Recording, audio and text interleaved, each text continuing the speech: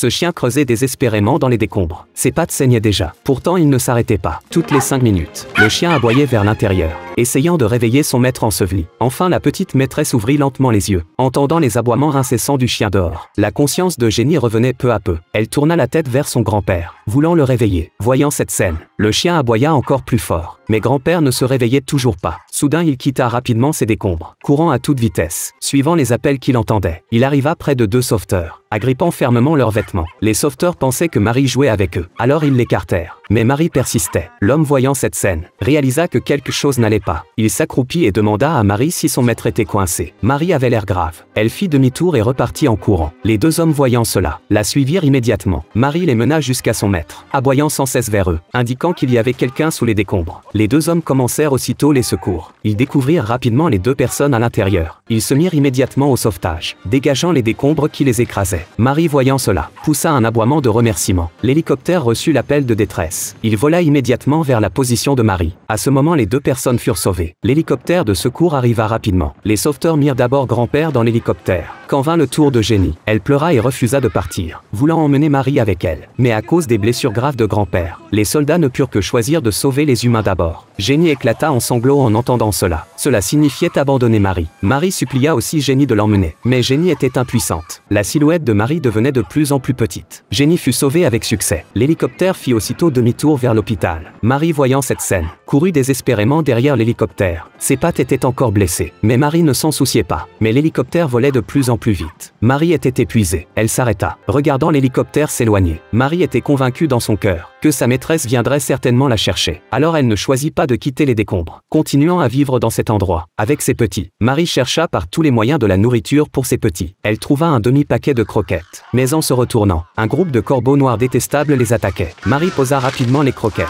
se précipita pour chasser les corbeaux. Les petits se disputèrent pour manger ce demi-paquet de croquettes. Marie les regardait tranquillement à côté. Elle retourna dans les décombres, découvrit par hasard le réfrigérateur de la maison. Alors elle se glissa dans le réfrigérateur.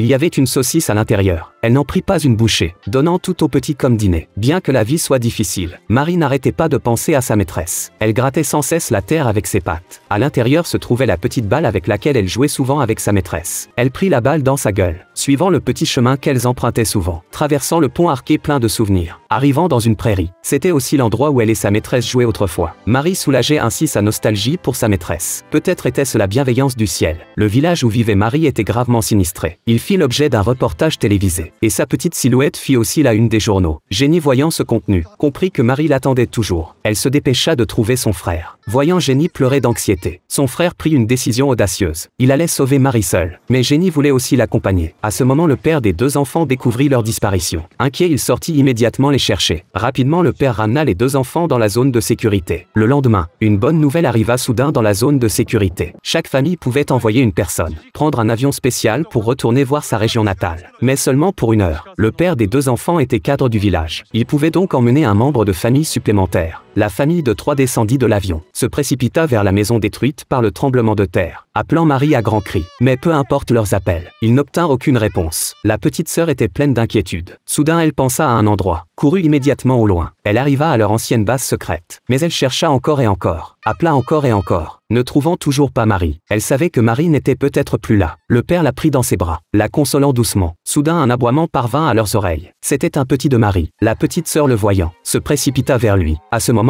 les 2 autres petits de Marie apparurent aussi. Ils étaient tous encore vivants, mais seule Marie était introuvable. La petite sœur appela de toutes ses forces. Toujours pas de réponse. Cette fois, elle désespéra complètement. Le père voulait la consoler, mais soudain il vit quelque chose. Un chien tout sale boitant, marchant lentement vers eux. C'était Marie. La petite sœur se précipita immédiatement. Après des jours de torture, Marie avait enfin retrouvé sa maîtresse.